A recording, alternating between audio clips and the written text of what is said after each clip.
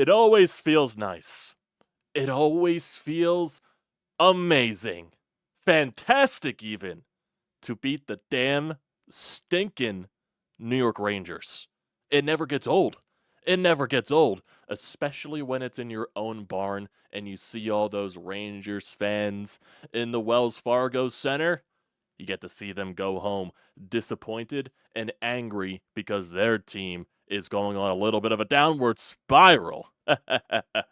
Never gets old. It never does. What is going on, everybody? Welcome back to TTP Sports. And before we get into this Flyers win on Black Friday over the New York Rangers, if you are new to the channel or if you're a current viewer and haven't hit that subscribe button yet, I definitely recommend that you do. We just recently surpassed 1,000 subscribers. I greatly appreciate everybody for that. And now it's time to continue the new journey of growing this channel even more. And that would help so much if you do hit that subscribe button. Also, drop a like. Also, leave a comment. I love to interact with the people in the comment section. You know I do. It's a great time. Join here. You always get to talk about Philly sports, especially the excitement when they beat a New York team. Also, I hope everybody here had a very good Thanksgiving, however they chose to celebrate that, whether it was with family, whether it was going over somebody's house, whether you had Thanksgiving in your own house, you went out to eat, you decided to chill and not do much.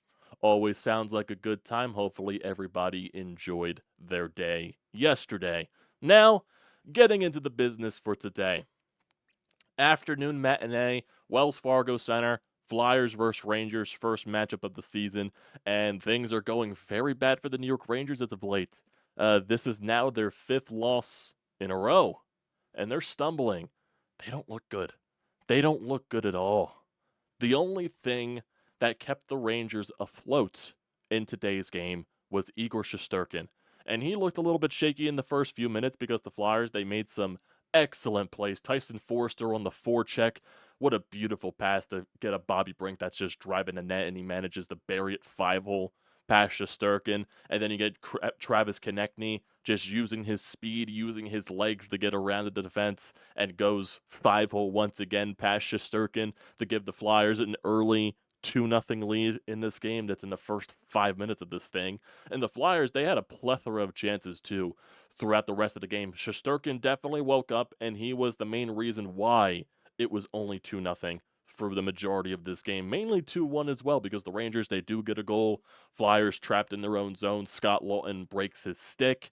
He tries to go to the bench on the longer change, might I add, to go get his stick, and basically it leaves the Rangers in the Flyers zone with basically a 5-on-4 as Laughton's going to get his stick.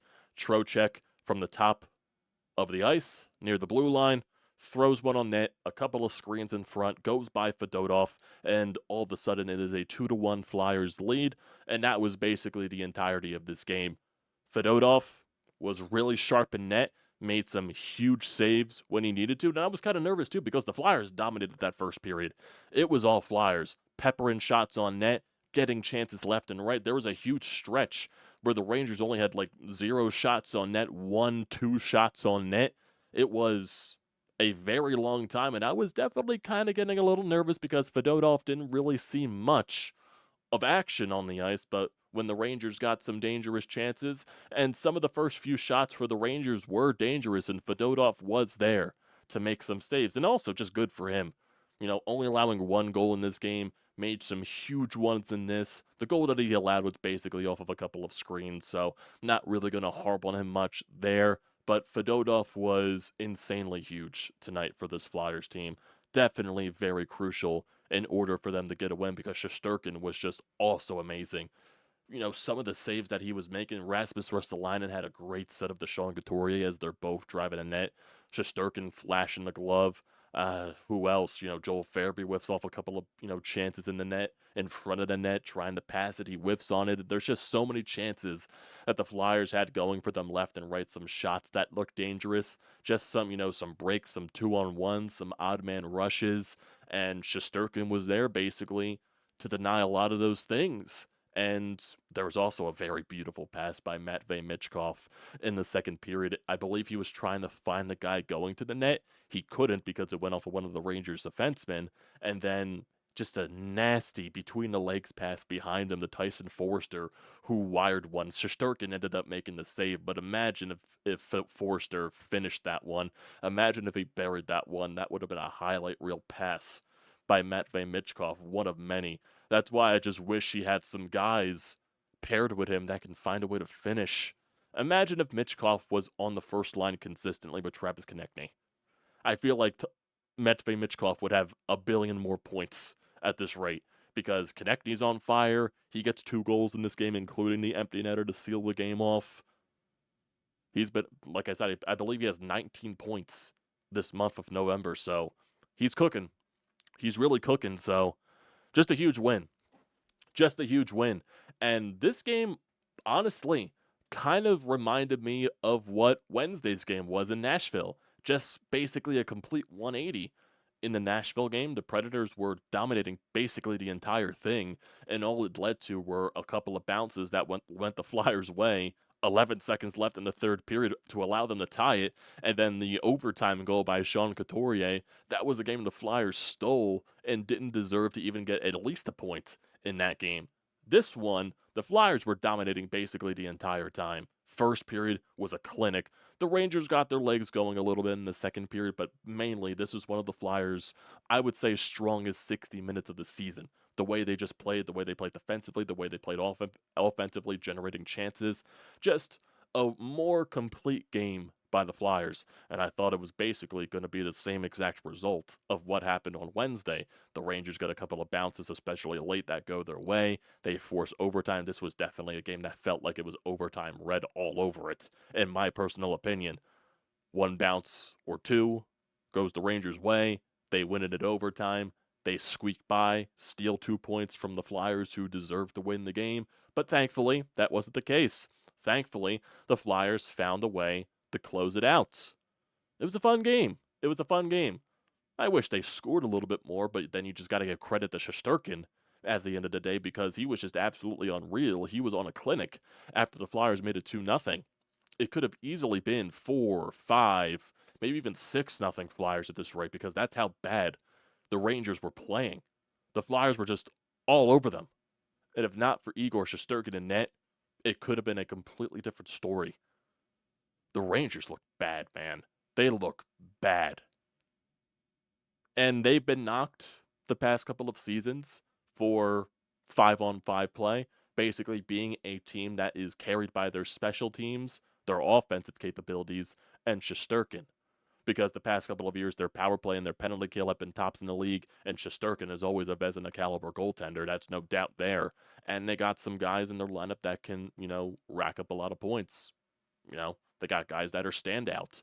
But one thing that has really knocked them is their 5-on-5 play and their defensive play, where it feels like a lot of times they over rely on Shesterkin to bail them out. And maybe a lot of that is coming back to haunt them, and it's coming back full swing this year because they don't look good at all. Now, granted, this was a very minimal penalty game. I was very surprised by that. The referees let them play the entire way. The Flyers got the only power play halfway through the third period, and that power play looked dreadful. Not surprised there.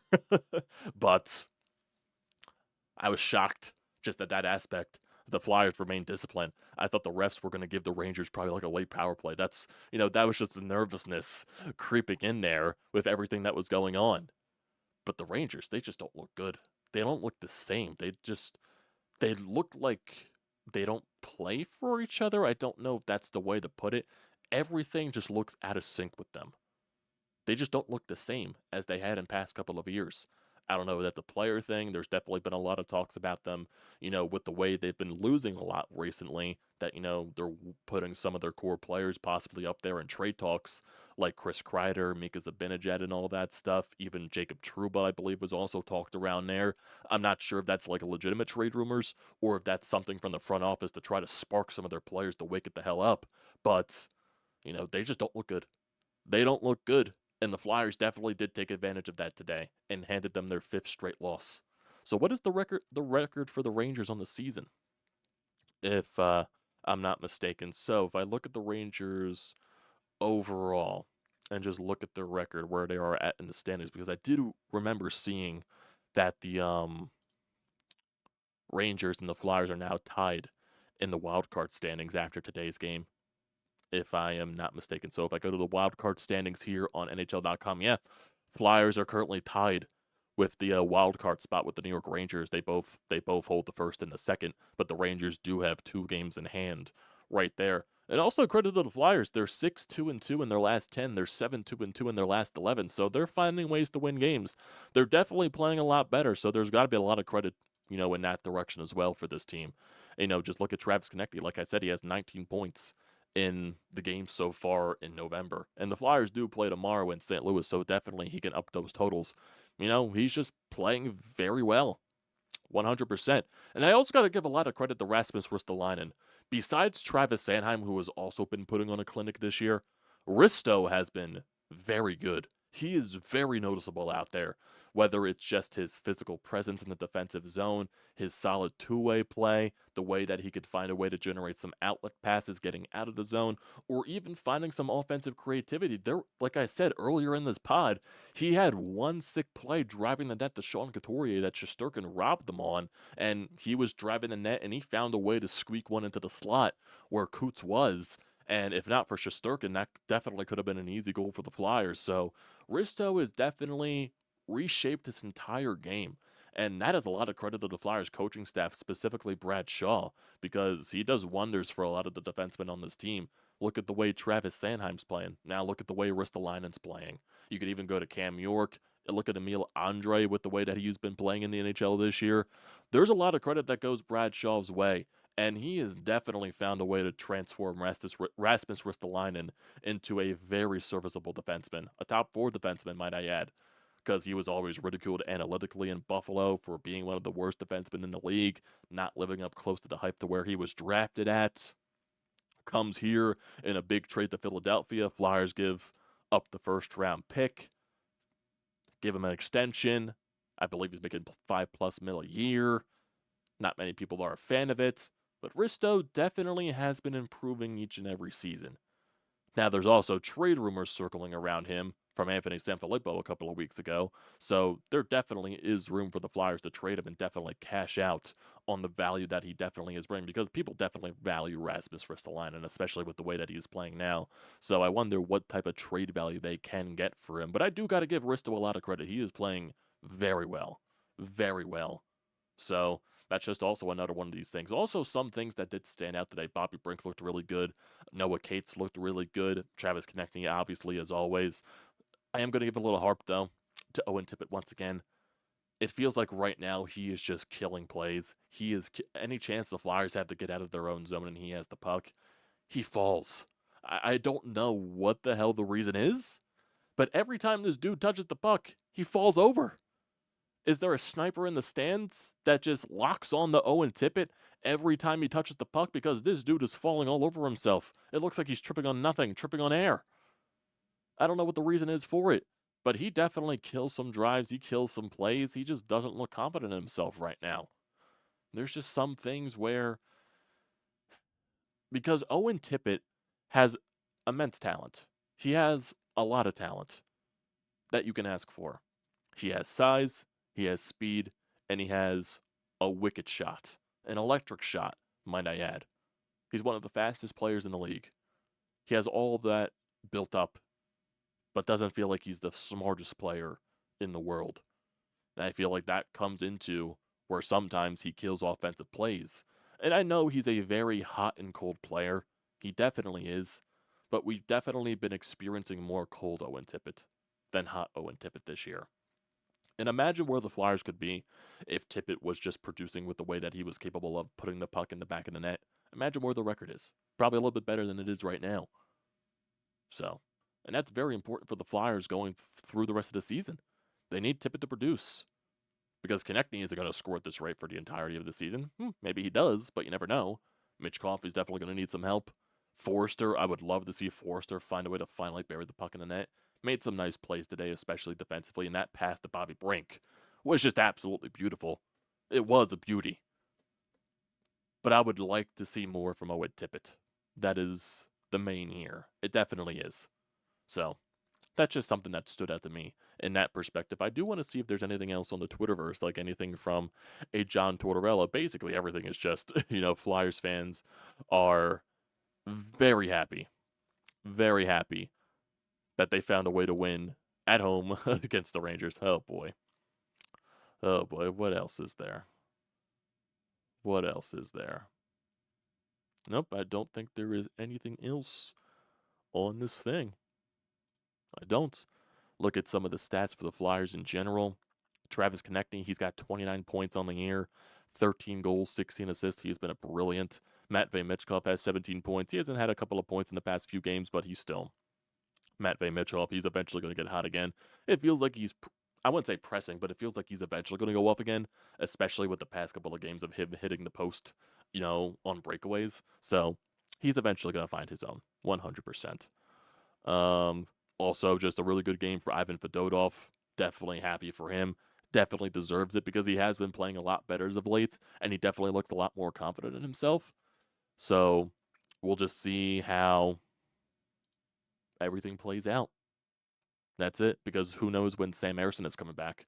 So most likely, I would assume Kolosov is starting tomorrow because it is a back-to-back with travel.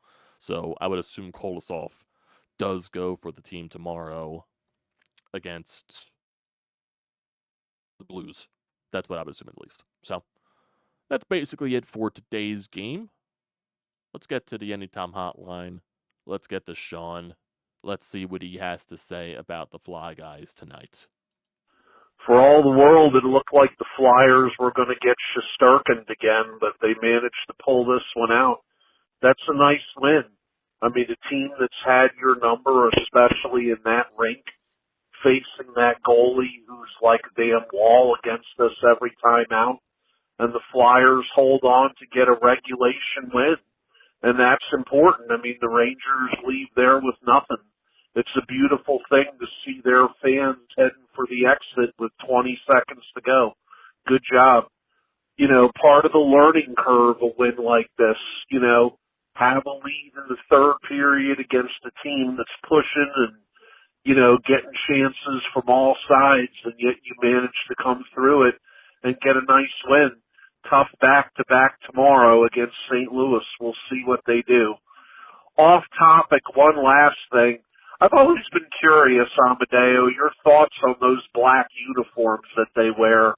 To me, I'm sorry, I think they're downright hideous. Maybe I'm in the minority, but I hate the black jerseys that the Flyers wear. I think they're disgusting.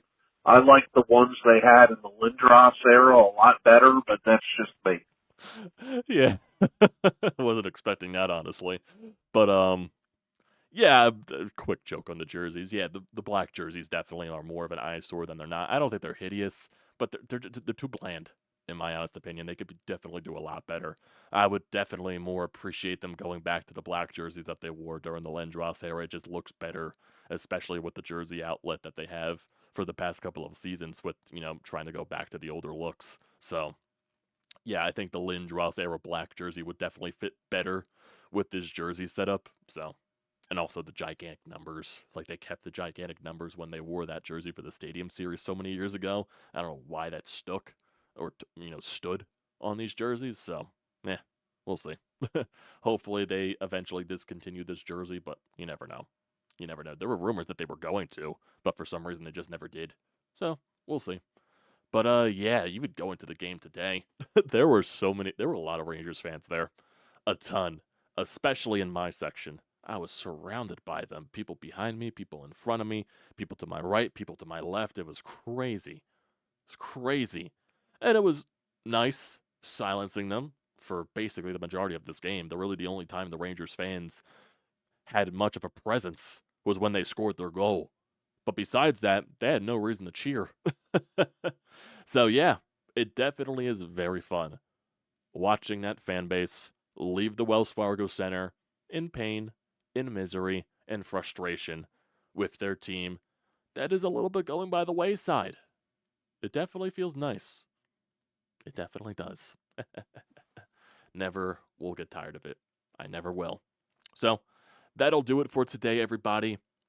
Hopefully, like I said, everybody enjoyed their Thanksgiving yesterday as we progress past this holiday weekend and now basically getting into, basically the month of December is a couple of days away at this point. So definitely getting further into the schedule. The Eagles play on Sunday, so we'll have a lot to discuss there after their game against Baltimore. So that should be a fun one.